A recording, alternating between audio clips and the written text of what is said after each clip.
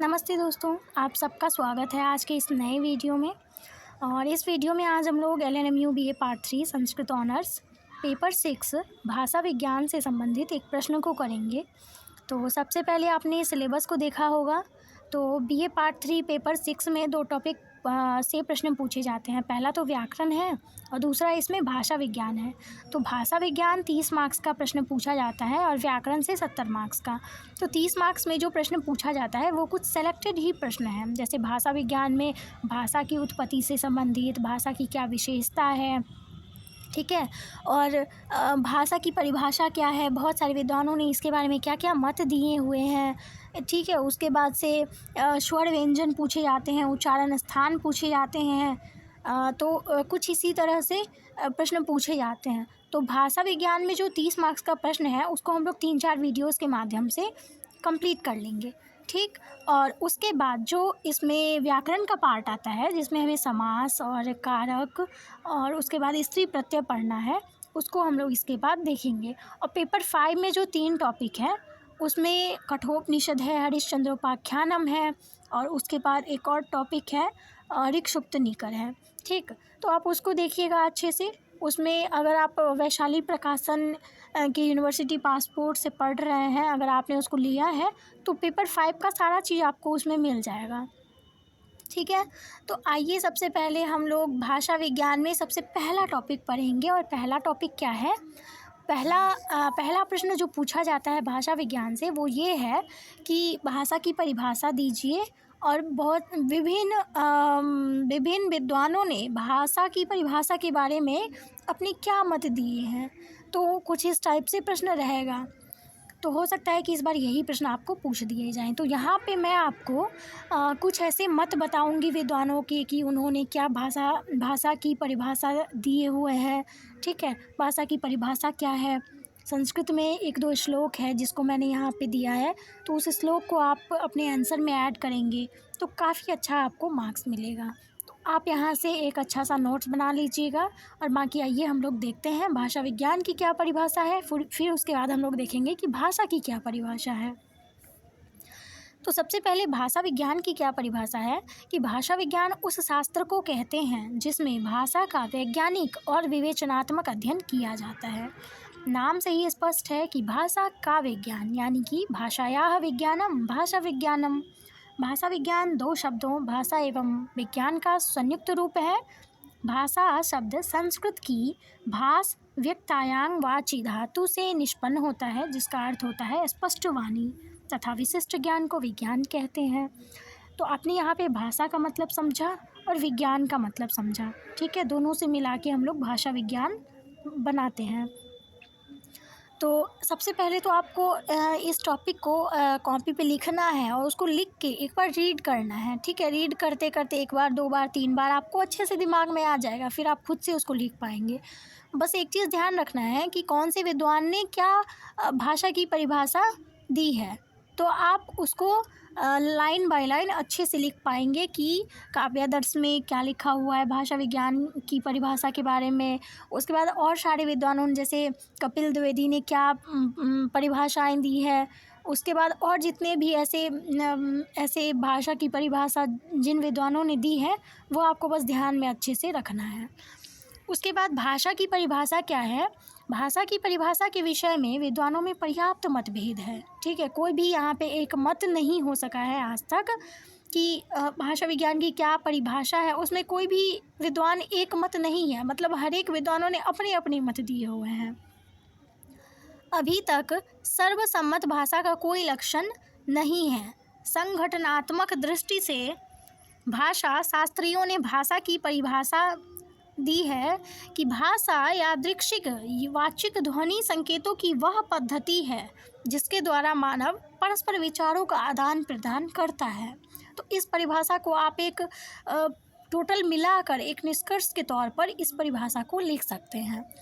आइए उसके बाद अब हम लोग जानेंगे कि विभिन्न विद्वानों ने भाषा के बारे में क्या कहा है। सबसे पहले तो ऊपर जो हमने इस परिभाषा को पढ़ा है, इस परिभाषा से हम लोग कुछ 4 बातों पर ध्यान आकृष्ट कर सकते हैं। जिसमें है भाषा एक पद्धति है, भाषा संकेतात्मक है, भाषावाचिक ध्वनि संकेत है, भाषा यादृच्छिक संकेत है। विद्वानों ने भाषा की अनेक परिभाषाएं दी है। जैसे सबसे पहले हमको काव्यादर्श के बारे में जो भाषा के विषय में लिखा गया है इसको डालना है अपने आंसर में। संस्कृत में श्लोक है, यहाँ पे इसको लिखना है, याद करना है। आचार्य दंडी ने अपने ग्रंथ काव्यादर्श में भाषा के महत्व को बतलाते हुए लिखा है, वाचामेव प्रसादेन लोकयात्रा प्रवर्तते इदम अंधतमः कृतस्नं जायेत भुवनत्रयम् यदि शब्दाह्यं ज्योतिरा संसारं न दीप्यते।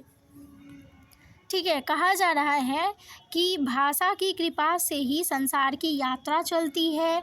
यह दिव्य ज्योति भाषा ही संपूर्ण संसार में अपना प्रकाश फैलाए हुए हैं। यदि भाषा रूपी यह दिव्य ज्योति नहीं होती तो सारा संसार अंधकार में होता।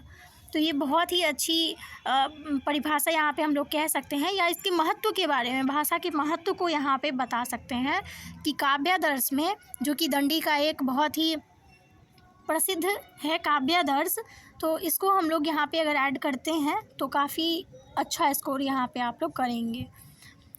उसके बाद हम लोग देखेंगे कि और सारे विद्वानों ने इसके बारे में क्या अपने मत दिए हैं।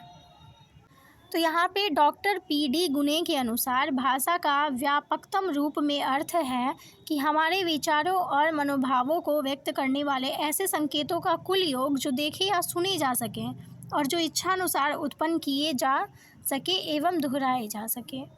इसी को इंग्लिश में यहाँ पे लिखा गया है कि language in its widest sense means therefore the sum total of such sign of our thoughts and feelings as are capable of external perception and as could be produced and repeated at will। इसको आप अच्छे से लिखेंगे कि ये इन्हीं का मत है। ऐसे ही और सारे विद्वानों ने जो भी भाषा की परिभाषा दी हुई है उसको आप अलग अलग करके ऐसे लिखेंगे। ठीक है, ये आपको ध्यान में रखना पड़ेगा।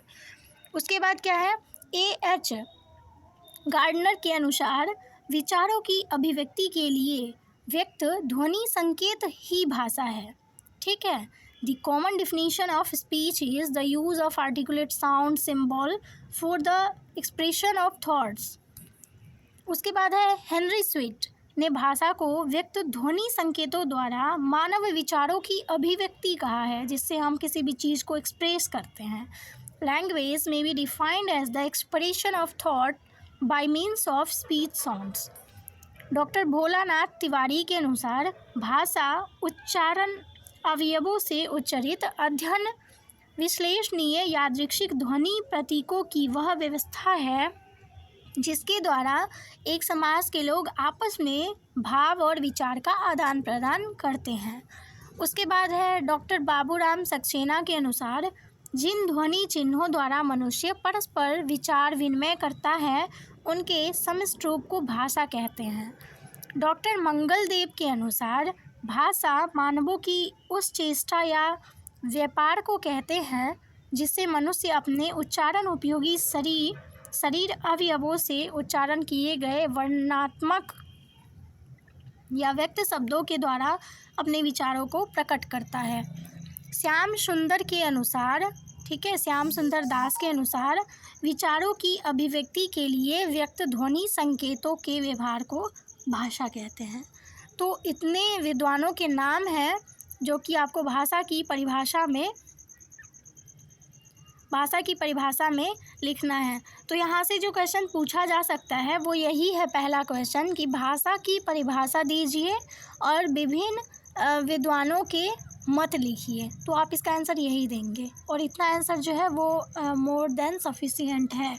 ठीक, तो आप इसको अच्छे से नोट्स बनाएंगे और नोट्स बनाकर आप इसको थोड़ा बहुत पढ़ेंगे, याद करेंगे कि कौन से विद्वान ने क्या मत दिए हैं, और एक जो कॉमन सा यहाँ पे परिभाषा दिया हुआ है, ठीक है, इसको आप सबसे अंतिम में लिख देंगे। तो यही है आज का प्रश्न। फिर हम लोग अगली वीडियो में भाषा और बोली में अंतर को देखेंगे, ये भी पूछा जाता है कई बार। उसके बाद स्वर और व्यंजन वर्ण के बारे में पूछा जाता है, उच्चारण स्थान के बारे में पूछा जाता है। तो जो भी प्रश्न पूछे गए हैं पिछले ईयर उसको हम लोग देखेंगे। तो मिलते हैं नेक्स्ट वीडियो में, तब तक के लिए धन्यवाद।